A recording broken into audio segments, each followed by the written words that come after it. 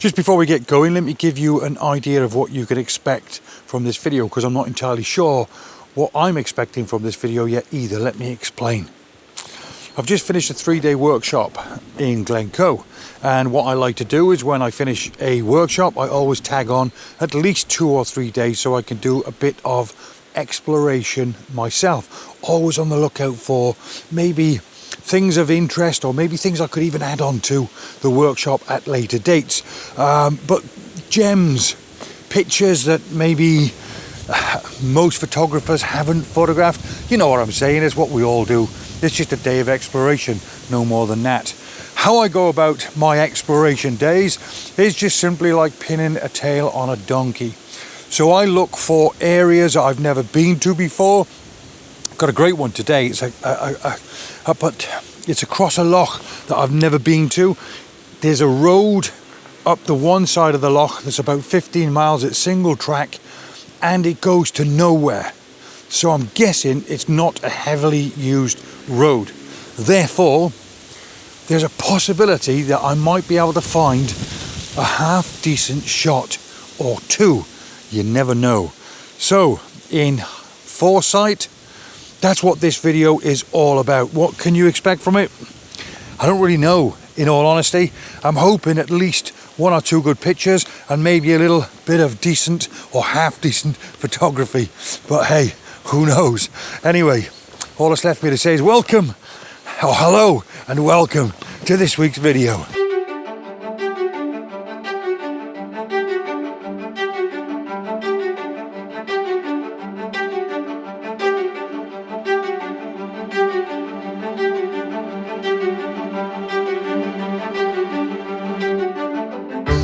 It's amazing how little things can get you excited. I clocked this on the corner of my eye, and this looks pretty nice. Either way, we just had to stop. Oh, that's pretty cool. Tell me what you think of this. Look at that. This is just a line of silver birch trees left and right, create the perfect frame. Look at that. Both ways, right. I have to have a wander around now and try and figure out a composition.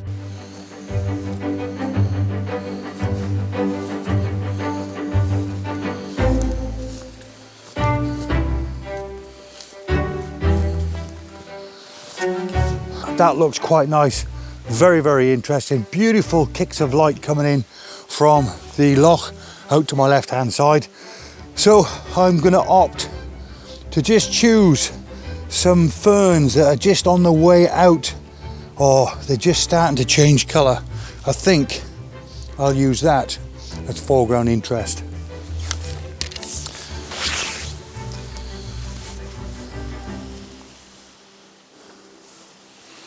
This does look nice. Let me see if there's a nicer clump of ferns to use as foreground interest. I'm just being very careful not to walk or trample down an area that I could possibly be shooting in a minute. One small thing, I need to do a little bit of housekeeping. These ferns really are quite nice, and like I said, they're just starting to change into those lovely autumnal colours. Come on, grasses. October's knocking on the door, so all these grasses will soon be dying off anyway. Everything in my coat pocket's damp. I've been camping for the last 5 nights actually, and the weather hasn't been too favourable, I think it's fair to say. Right, okay, so let's have a quick look at this. And as always, let me bring you along. Okay, so without stating the obvious, foreground interest here, background interest here, terrific. They're brilliant, but they're both on the same side, so it tends to weight the image onto one side if the background and foreground appears on the same side, which is not something I particularly like, even though the subject is quite strong on the left hand side. So my thought process is now, well, possibly portrait orientation. Let's whip that round. And now I need to move my camera to the left or to the right, just so I can separate those two elements, the background and the foreground. Oh, I'm kneeling down and it's not very nice. It's not very pleasant. Okay, so if I was to move maybe a little bit too far, that. Right, sorry for the shaky film. I just thought I want to try and add a bit more of this into my photography, just so you guys, or into my filmmaking, so should I say, just so you guys have a better understanding of my thought process.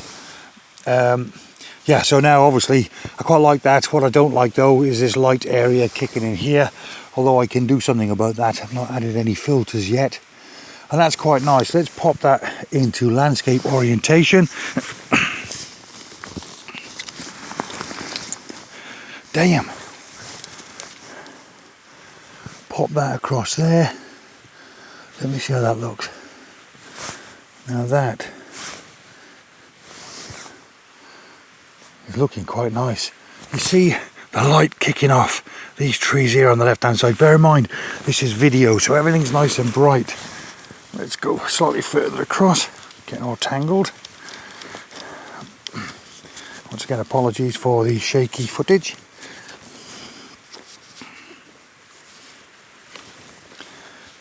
Right, okay. I think my only issue with this now is I'm starting to introduce this here and I don't like it. I really just want that to be of foreground interest, so I think I like that as a composition. It's okay. I think this calls possibly for a bit more housekeeping. So these ferns are going to die anyway, so don't shout at me.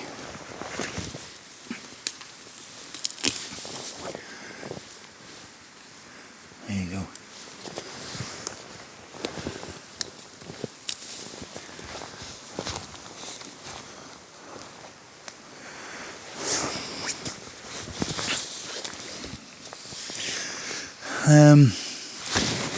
Okay, that's not too bad.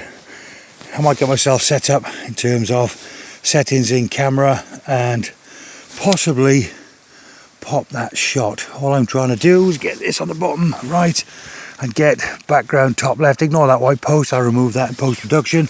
And I'm just trying to avoid a little bit of sky popping in there. So first thing I'm going to do, first of all, let's make some adjustments with my polarizer. It's not doing too much, but it'll darken down the foreground ever so slightly. And now I'm going to pop on my 0.9 soft grad filter. Lift that up slightly. Just taking care of that little bit of light up here. Okay. Again, say it time and time again, a worldie it certainly isn't, but quite a nice shot it is.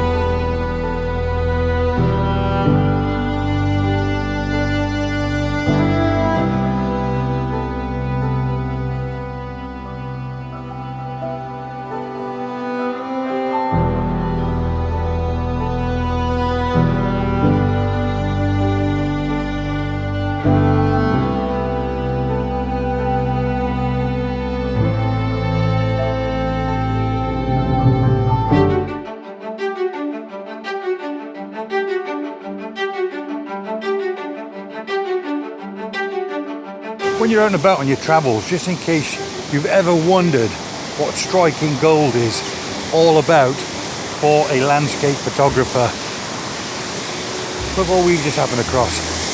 You could probably hear it in the background. Check that. Check that. That is called striking gold when you're just out and about wandering and driving up roads that you wouldn't ever dream of driving up. That's just terrific.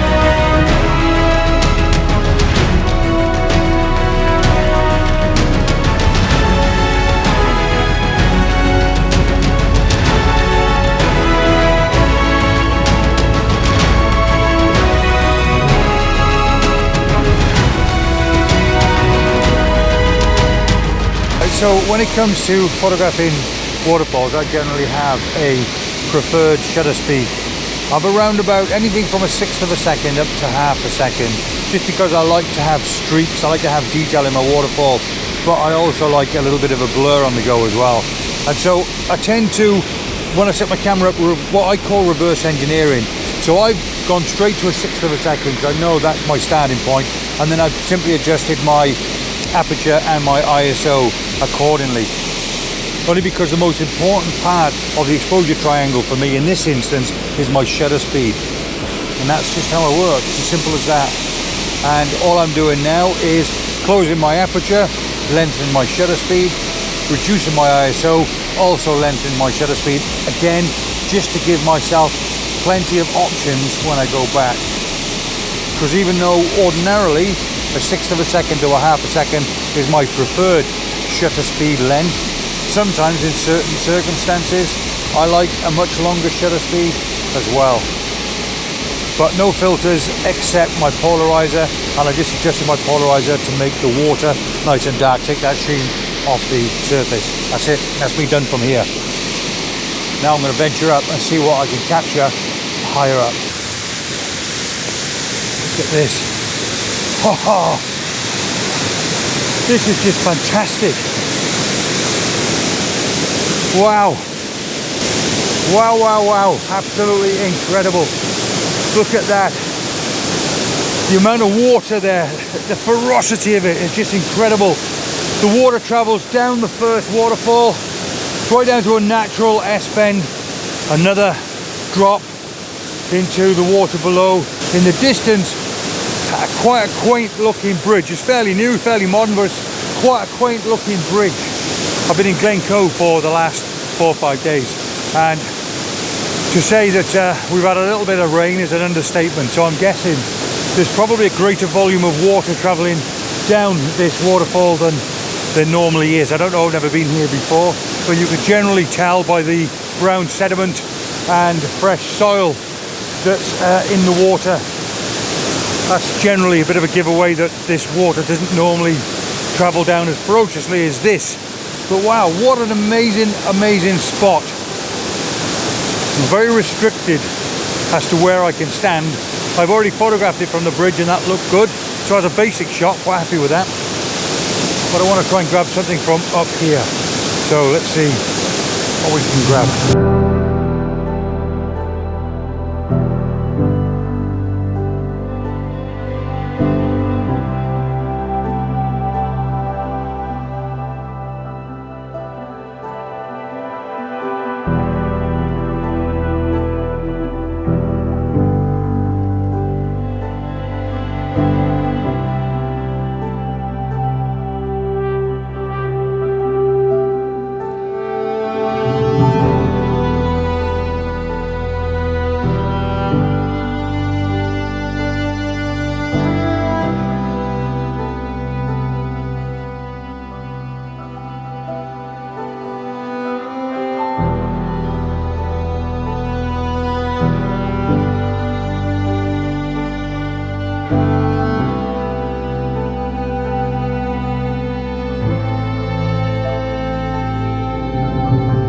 Guys, very quickly, I need your help. Out and about driving, and this loch here with the most amazing views is fantastic.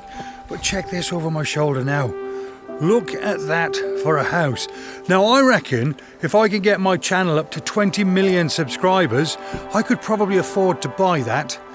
I'll leave the number of subscribers I currently have down below and how many I need to get to be able to buy that house up there. I might need a little bit of help off you guys, just a little bit. So just opposite the house is a dead tree in the water with a fantastic view. We just had to take it. Very simple. I've set my camera up with a 10-stop filter on there. 4-minute exposure. 4-minute exposure, and I could just see this as a black and white image. I think this is... You need to help me buy that house, by the way. I only need 20 million subscribers. I need your help.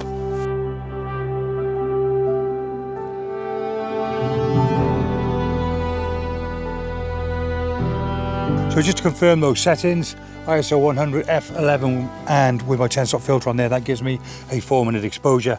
I'm using the dead tree in the water as foreground interest on the bottom right, and there's actually a small island out in the water, but I'm a little bit too low to get any kind of separation between the little tiny island and the mainland in the background, so it doesn't really stand out very well. But there's a nice set of trees on the left-hand side that stands quite tall and proud, so I'm using those as background interest on the left hand side, and of course the mainland and that low-lying cloud as well. I think this is going to be a cracking shot. Gaz come up with a great idea as well. The person who is the 20 millionth subscribers, not all 20 million, but the 20 millionth subscriber, can stop at my gaff for free for a weekend. That's not bad, is it? How's that for an incentive? Get subscribing right now.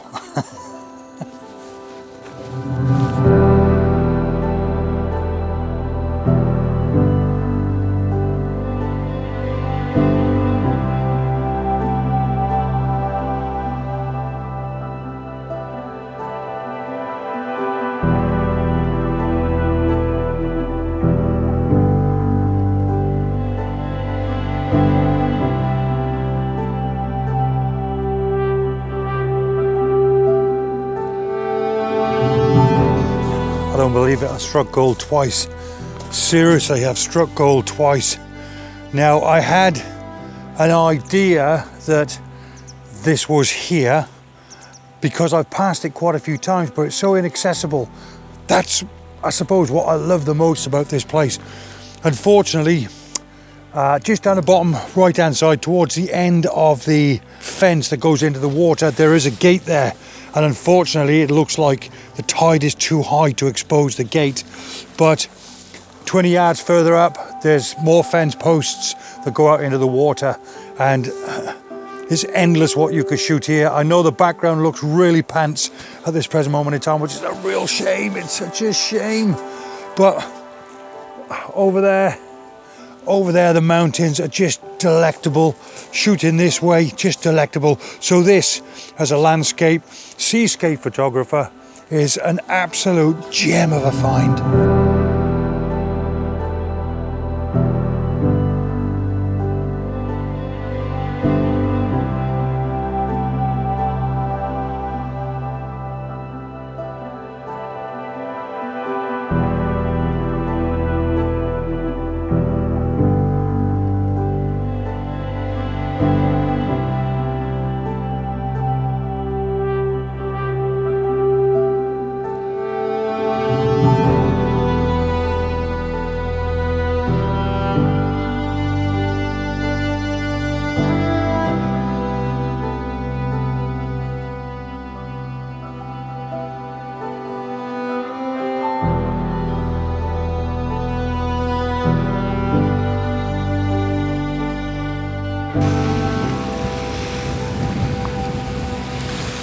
Right, there you go. I can't do any more than that. You might be able to hear it on the microphone, but the wind started picking up as well. So the rain and the wind. Oh, the life as a landscape and seascape photographer is incredible. It never changes, does it? Right, so then, I took a few shots of these groins. I didn't go down to the other fence and the other gate we were too late for anyway, which is a real shame. But I'm going to call it there because it's getting dark, and yeah, I've got to get back yet. So thank you very much indeed for watching this video. If you've enjoyed it, do me a favour, help support the channel, give it a thumbs up and subscribe if you're new here. I've got a fairly decent back catalogue, even though I say so myself, so if you are new here, do me a favour, subscribe and check out some of my old videos. Till the next time, guys, cheers!